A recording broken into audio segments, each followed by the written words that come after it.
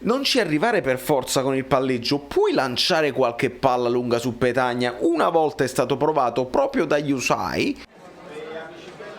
È letteralmente immarcabile. Se la vede Gattuso.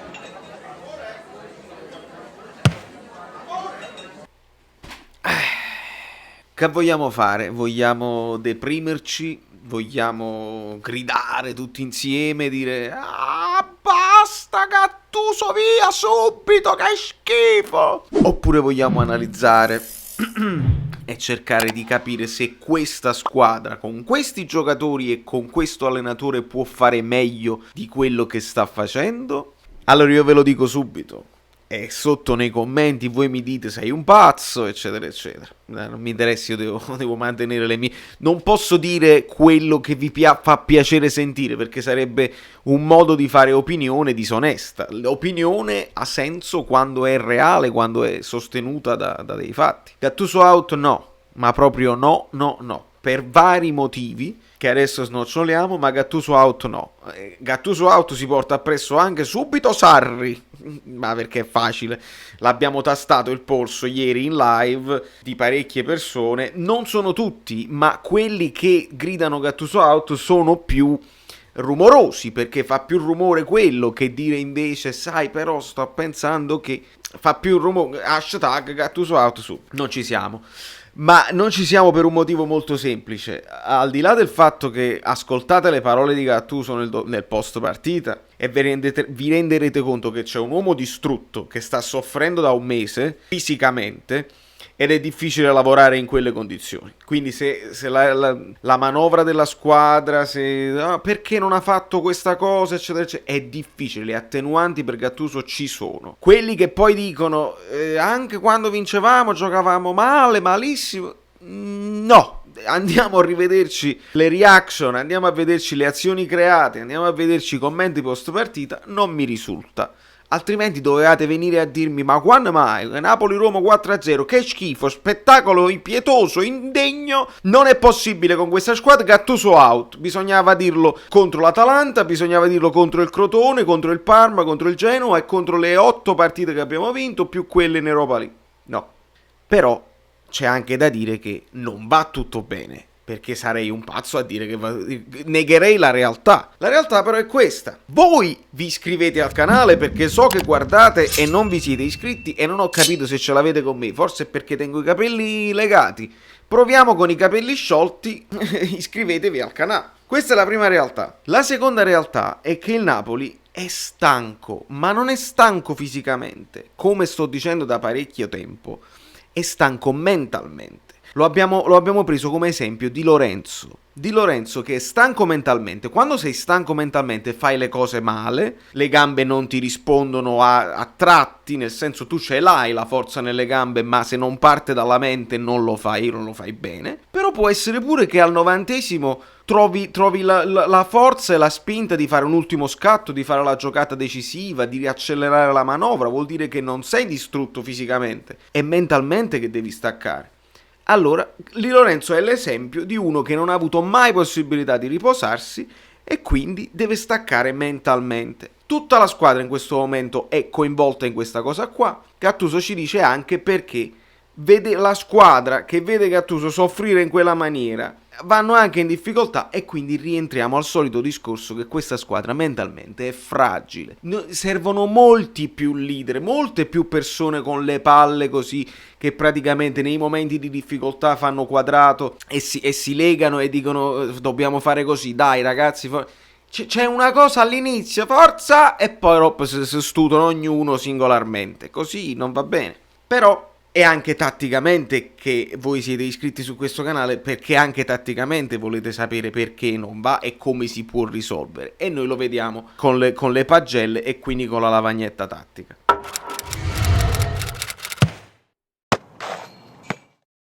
C'è da dire che siamo stati un pochino sfortunati. Ora la sfortuna non è un alibi, però la sfortuna è tutte le cose insieme. Agli infortuni dei giocatori chiave che purtroppo si fanno sentire, perché se tu punti tutto su Petagna è normale che puoi puntare solo sull'Europa League. Se hai un attaccante come Petagna come tua punta principale, arrivi in Europa League, non arrivi in Champions. Però come terza punta può anche starci, fai rifiatare ogni tanto Osimhen, fai rifiatare ogni tanto Mertens quando uno è squalificato, ti può fare la partita per intero, ti può fare spezzoni di partita, va tutto bene, lui 6 punti ce li ha portati, con 2 gol ci ha portato 6 punti, ma non possiamo basare tutto su Petagna, quindi questo è la sfortuna, ma la sfortuna è anche in un calendario dove tu prendi l'Inter, non meritavi di perdere, però hai perso, e quindi subito dopo la Lazio meritavi di perdere scandalosi, e quindi 2 sconfitte consecutive, attenzione, e già Gattuso out. Poi ci aggiunge il Torino, che doveva essere una vittoria senza se e senza ma. Il Napoli bissa la prestazione deludente e scadente della Lazio, e praticamente noi la viviamo come una sconfitta, anche se arriva il gol di Insigne e anche se un punticino ce lo portiamo a casa, ed è importante perché questo Napoli in realtà non sa pareggiare, perché quando va male perde e quando va tutto bene vince molto bene. Questa potrebbe essere una cosa positiva. Se è vero che 4 sconfitte sono tante in 12 partite, 8 vittorie sono tante in 12 partite, ok, però se trasformiamo le sconfitte di quando va tutto male in un punticino, è già una cosa più importante.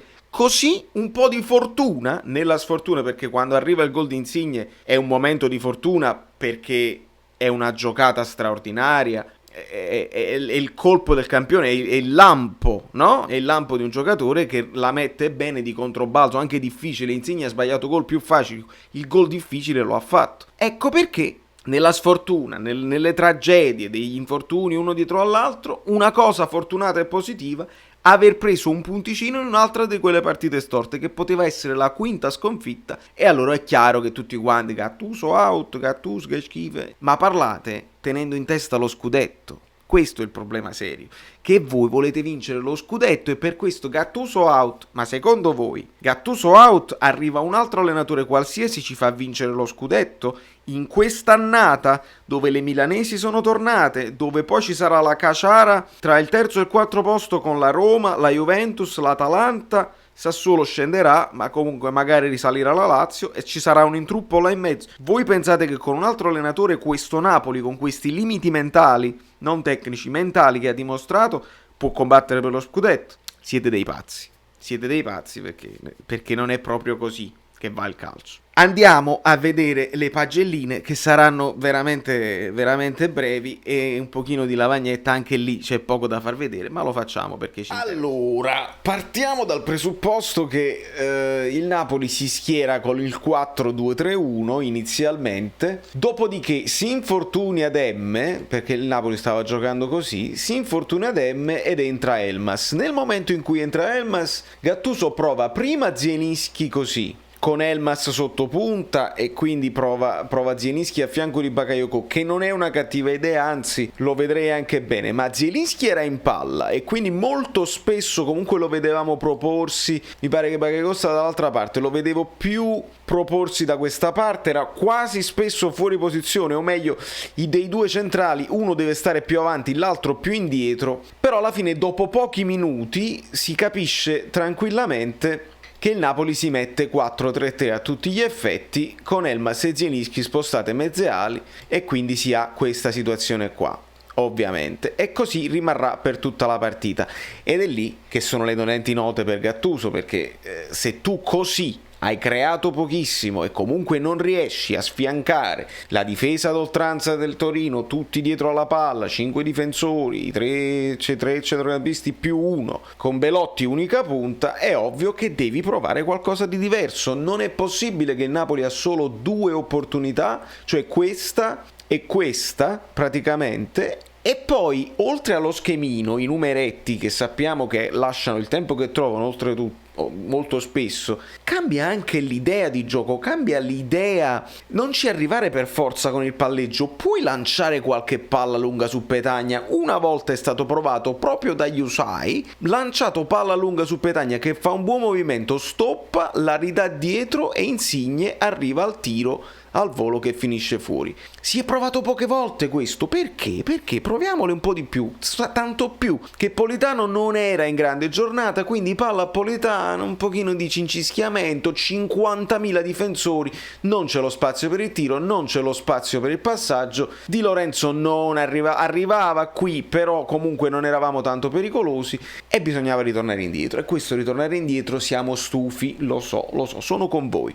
Questo è quello che succede, ma vedendo un attimo i voti, no? I voti che ho dato io, e sono stato anche abbastanza generoso, mi sono tenuto sul 5 generale perché, vabbè, Meret lo salviamo, il 6 per una parata, specialmente quella del primo tempo che mi è piaciuta su Verdi, facevamo segnare a Verdi, se ne cadeva il Maradona, però la seconda parata che fa nel secondo tempo la para verso il centro, quello è un errore, quindi più di 6 non gli do. Di Lorenzo 5, ma non la 5 più, ma solamente perché un paio di volte ha lanciato palla lunga verso Lozano, almeno si è preso la responsabilità, lui che non ha questi grandi piedi, almeno di fare qualche impostazione. Maximovic 5, lento, macchinoso, da lui ti aspetti un pochino di impostazione migliore. Isai 5, e ovviamente ha bisogno di riprendere minuti, ma lo sai che qua non è che ti garantisce la qualità di palleggio, devi appoggiarla e devi stare attento. Bakayoko 5, anche perché un Frangiflutti che scherma la difesa e sta là così senza tanta qualità contro un Torino che ripartiva fondamentalmente solo di ripartenza, mi aspettavo anche qualcosina in più nel bloccare le ripartenze. 5. Lo stesso Elmas per me prende 5 perché non trova mai la posizione, vaga per il campo e non è mai decisivo. Più sento le grida di Gattuso, più capisco perché Elmas gioca poco in questa squadra nonostante il grande talento, perché è un po' anarchico, non mantiene le consegne tanto bene. Zielinski prende 6 meno perché è il più propositivo, si prende delle responsabilità, arriva al tiro più volte ma ci arriva male, ecco perché 6 meno, perché uno col suo tiro, tirare facile, tirare centrale troppo spesso oppure fuori dallo specchio della porta è un peccato, e il colpo di testa che arriva qui lui poi a fare in bocca proprio al portiere veramente grida vendetta. Insigne si prende 7 perché il suo gol salva capra e cavoli, dopo essersi dannato, perché si è dannato, ma comunque non c'erano grandi spazi nemmeno per fare la sua giocata. Politano non gliela invitava la giocata perché Politano non ce l'ha questo taglio distinto e quindi abbiamo avuto tanti problemi. 7 per il gol ma non per altro. Dopodiché nel secondo tempo chi entra? Entrano un po' tutti, entra Fabian entra nell'azione del gol. Non gli diamo i voti a questi qua, ma entra nell'azione del gol perché passa lui a Zielinski da qui, passa lui Fabian, facciamo fare a Bakayoko, passa lui Fabian a Zielinski da qui che al volo serve Insigne che al volo a sua volta bucherà il portiere.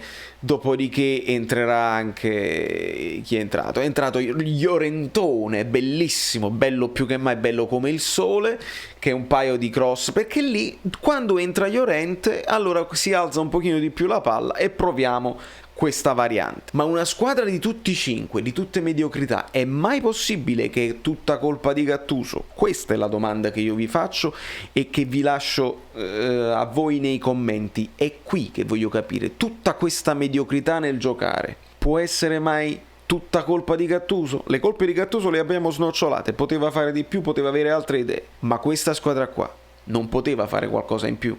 Da New York, Valerio Fluido è tutto. Sono tornato col codino perché poi sudo. Amici bellini, vi siete iscritti al canale? Lasciate il like, se non vi siete iscritti al canale siete completamente pazzi. E se arriviamo a 5.000 iscritti io poi vi faccio un regalo. Estrazione a sorte, si chiama giveaway, da Brooklyn. Saverio Solido, non mi ricordo.